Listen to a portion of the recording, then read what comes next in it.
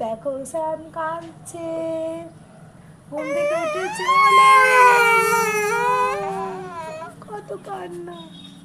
Hello everyone, good morning. আজকে রথ উপলক্ষে আজকে আমাদের 7 রকমের ভাজাভুজি সহ রান্নাবান্না হয়। তো তোমাদের এই রিচুয়ালটা কাদের বাড়িতে আছে রথ উপলক্ষে?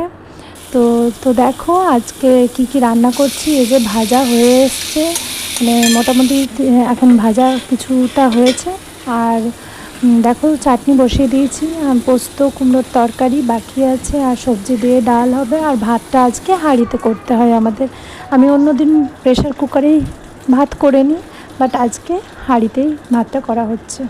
তো চলো, আমার তো এই রিচুয়ালটা খুব ভালো লাগে। তো মানে আর আজকের দিনে এই যে রান্নাবান্না, এই রান্নাবান্নাগুলো মানে খেতে টেস্টিও হয় খুব। তো তো চলো আমার সাথে থাকো, পাশে থাকো, দেখতে থাকো। তো এই যে দেখো ঠাকুরকে ভাত বাড়ানো হয়েছে আর জল দেওয়া হয়েছে। আজকে রথযাত্রাতে আমাদের ভাত বাড়ানো হয়, সেটাই তোমাদের বলেছিলাম, তাই সেটাই তোমাদের সাথে শেয়ার করছি। আর এদিকে দেখো আমরাও সবাই আবার খেতে বসবো।